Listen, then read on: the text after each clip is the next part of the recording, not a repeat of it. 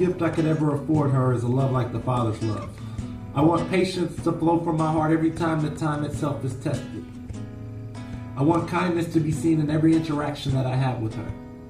I want envious desires to cease prior to even entering a place of potential existence in my mind. I want her not to even have seen a boastful attitude in me. I want rudeness to find no place in my personality. I want to seek her desires far above my own. I want anger in my life to be spotted and dethroned, and I want all records of wrong to be eternally withdrawn. I want to give her a love like the Father's love. I want to divorce my desire to delight in evil and tie the knot with truth. I want to protect her heart through fidelity, showing her that I will never betray her. I want to trust on a level deeper than anything I've ever experienced. I want our love to never lose hope. Instead, I want our love to be able to persevere through any trial. I want my love for her to never fail. I want to give her a love like the Father's love. But I can surely attest to the fact that in my flesh I can never reach the perfection of a love like the Father's. Born into this sinful world as yet another sinner, predestined to a life of imperfection. Apart from Christ, vastly far from the true meaning of life, separated by an infinitely existing gap that can only be bridged over by the blood of Jesus Christ, I can't do it alone. Father, teach me to love her the way you love. I want to patiently wait for my love to heal the wounds created by lies and deception that have damaged and been left upon her heart. I want my love for her to boundlessly sing praises of her beauty and worth loud enough for all the world to hear.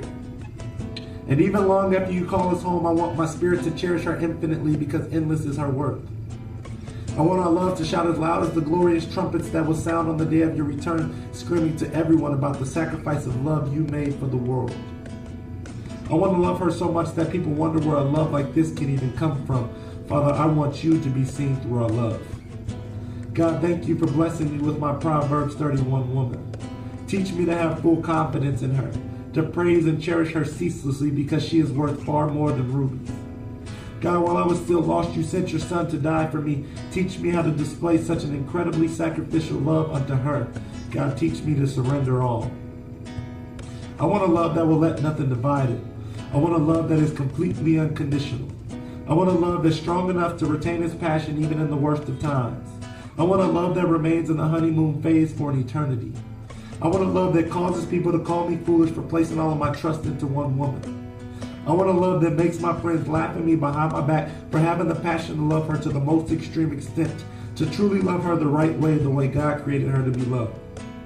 Father, I want to love you more so that I might be equipped to love her and to lead the way you designed for a man to lead his family.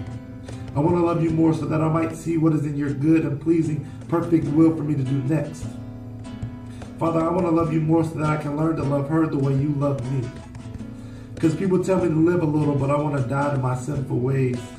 I said, people tell me to live a little, but I want to die to my sinful ways. Father, a love like yours, teach me how to display.